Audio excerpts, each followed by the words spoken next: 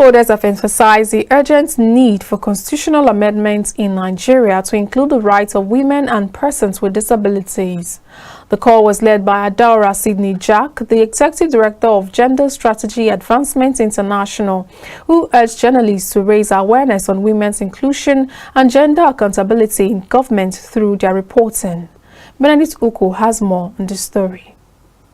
On January 23, 2019, President Muhammadu Buhari passed the Discrimination Against Persons with Disabilities Prohibition Act, which provides for more inclusion for persons with disability. As Nigeria approaches the conclusion of its 5-year transition plan in January 2024, gender advocacy groups are pushing for more recognition and implementation of the Act. At the inclusive training for editors and reporters, the executive director of the gender advocacy group, Gender Strategy Advancement International, Adaora Sydney Jack, emphasized the importance of understanding and highlighting the rights of persons with disabilities, particularly focusing on the often overlooked narrative of women with disabilities.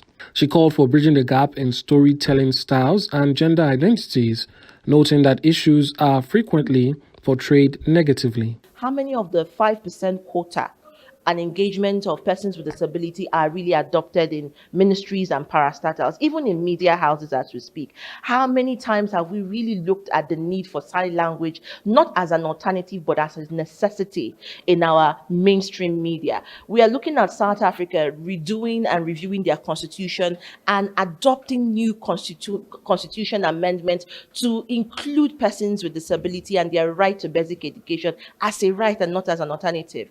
But we are yet to even implement, and we are yet to transition.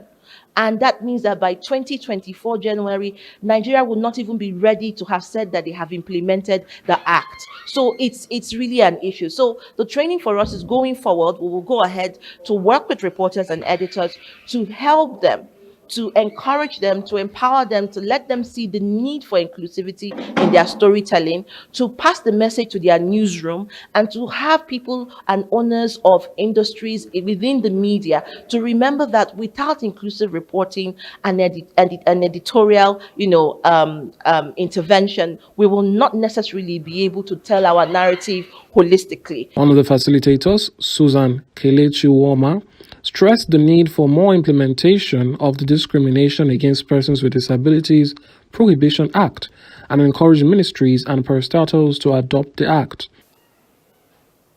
The sessions are skewed to open your eyes and on storytelling and mind to see the lapses in genuinely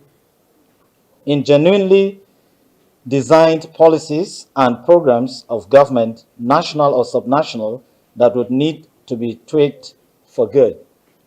You will not be asked to become antagonistic to the government, but you would be carefully pointing out some issues that create a ceiling to better performance of the women in your respective area of human endeavor. It is all about calling attention to these issues to be dismantled or improved on. This is our simple task, and we hope to do this in our storytelling after today's session. There's improvement from where we have been in the past till now. We look forward that even as we get close to the the end of the 5 years transition period, where all facilities, infrastructures, and institutions are supposed to be accessible by January 2024, we expect that most agencies will start full implementation of the Disability Act. Whether it's in employment or in physical infrastructures, we need to see reasonable accommodations, whether in private or public sector. As a community of persons with disability, we continue, which is what this program has also done now. This is one of the interventions to also keep raising awareness and bringing it to the consciousness of both the media and the Nigerian population that we are getting close to the end of the transition period, and it's pertinent that all the necessary infrastructures should be in place and the Disability Act should be implemented fully. The National Coordinator Advocacy for Women with Disabilities Initiative, Yakubu Bilikisu, emphasized the importance of the 35% affirmative action and advocated for recognition and inclusion in social programs.